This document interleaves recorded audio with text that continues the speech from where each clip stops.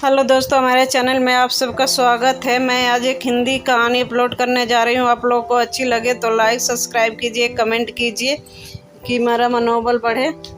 भगवान ऐसी पत्नी सबको दे, कहानी आपके दिल को छू जाएगी।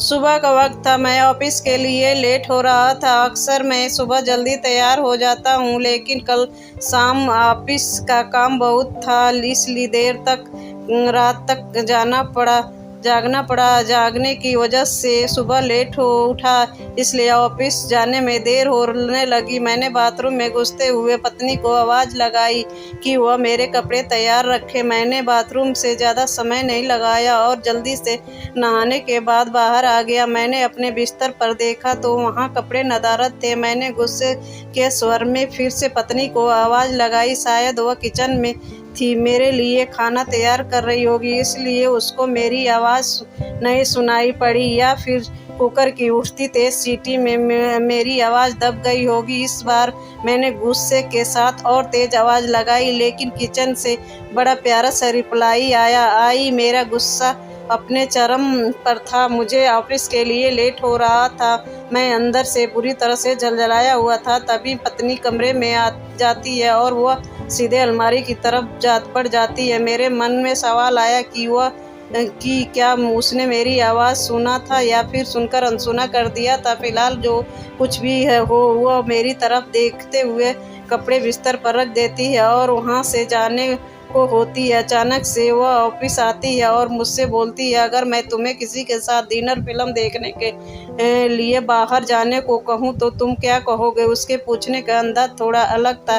मैं समझा नहीं पा रहा था कि आखिर वह किसकी बात कर रही है, और शायद मैं जवाब देने का तैयार था। मैंने बोला, मैं समझूंगा, अब तुम मुझसे प्यार नहीं करती। शायद उसने गुस्से अथवा प्यार से मेरी तरफ देखा, लेकिन फिर से अगले पल में अपने होठों को हल्की सी आती हुई मुस्कान दबाते हुए बोली, मैं आपसे बहुत प्यार करती हूँ, लेकिन यह औरत भी आपसे बेपनाह प्यार करती है, शायद मुझसे भी ज़्यादा, और आपके साथ कुछ समय बिताना चाहती है। मुझे पत्नी के मुँह से इस सवाल की उम्मीद नहीं थी। मेरे मन में एक सेकंड के हजारों सवाल ऊपर नीचे होने लगे। आखिर किस औरत की बात कर रही है और किस मिलवाना चाहती है? ऐसे हजारों सवालों के साथ मन में मुझे घेरा रहा था। आखिर मैंने पूछ ही लिया कि किसकी बात कर रही पत्नी बिना कुछ बोले एक तस्वीर की तरफ इशारा कर दिया। वह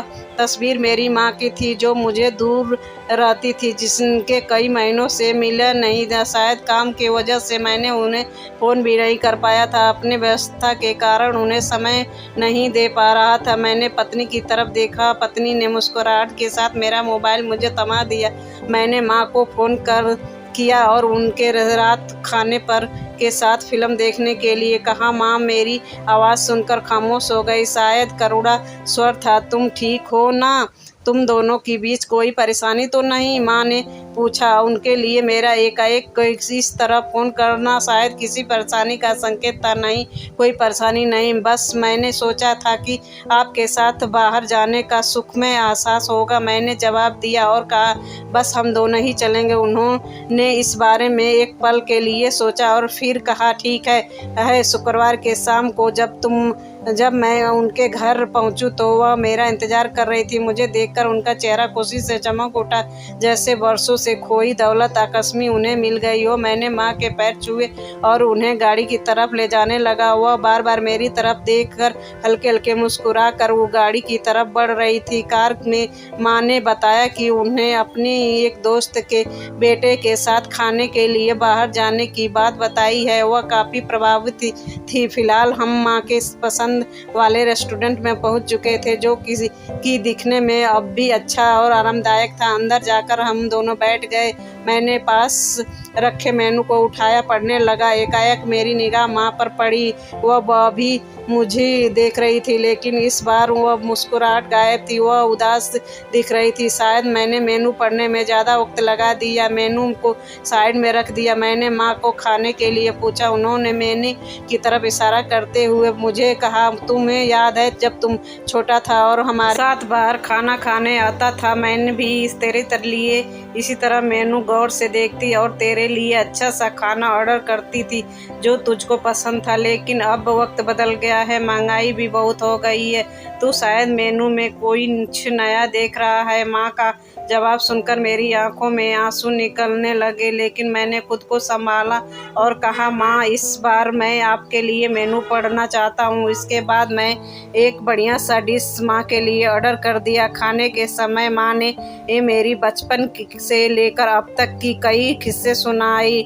मुझे ऐसा लगा रहा था कि मानो मैं वापस बचपन में आ गया हूँ। मुझे उस समय इतनी खुशी हो रही थी कि मानो सारी कायनात इसके आगे फीकी हो। बातों ही बातों में समय का पता ही नहीं चला। मैं माँ के साथ थोड़ा और वक्त बिताना चाहता था, लेकिन अंधेरा हो चुका था और माँ को उनके घर छोड़कर मुझे वापस अपने घर भी जाना था। इस शब्दों का मतलब बाद में समझ आने की फिलहाल मैं माँ को लेकर उनके घर पहुँच गया। अब वक्त था माँ से विदाई लेने का। माँ ने एक उम्मीद के साथ मेरी तरफ देखा और कहा कि अगली बार मैं उन्हें बिल में पेमेंट करने दूँ, वो मेरे साथ दोबारा डिनर के लिए आना चाहेंगी। मैं मुस्कुराहट के साथ माँ से कहा, माँ जब आप चाहो तब बिल पेमेंट कौन करता है, इससे क्या फ़र्क पड़ता है। माँ ने मेरी तरफ देखा और मुस्कुराहट के साथ कहा कि फ़र्क पड़ता है और अगली बार बिल वही पेमेंट करेंगी। इसके बाद मैंने माँ से विदाई ली और अपने घर तरफ चल दिया। घर पहुंचा तो मेरी पत्नी इंतज़ार कर रही थी। उससे पूछा, कैसा रहा आज का दिन? बहुत बढ़िया, जैसा सोचा था उससे भी कहीं बढ़िया, मैंने जवाब दिया। इसके कुछ दिनों बाद अचानक मुझे माँ की देहांत का सूचना मिली। उन्हें दिल का दौरा पड़ा था।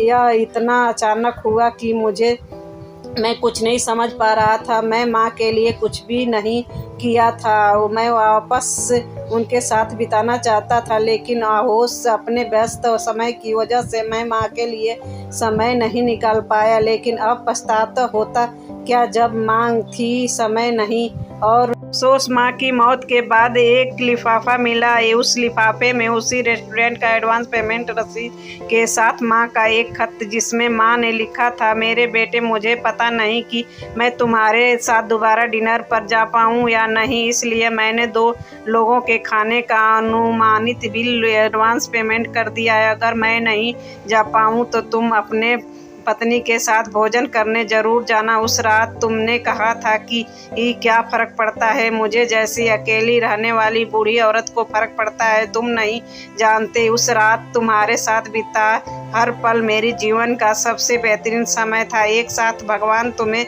सदा खुश रखे। तुम्हारी माँ। इंसान को दुख अपने आप को खोने के बाद होता है। अगर समय रहते ही अफसोस हो जाता, जीवन को छोटी छोटी बातों की, परिवार की खुशियाँ बांटी जा सकती है और माता पिता के जीवन में सबसे अनमोल धरोहर है। आपके यह कहानी कैसी लगी? अगर अच्छी लगी होती तो लाइक सब्सक्राइब कीजिए, हमें कमेंट बॉक्स में ज़रूर बताइए तो और हम अच्छे हिंदी कहानी लाते रहेंगे। मेरी वीडियो देखने के लिए धन्यवाद।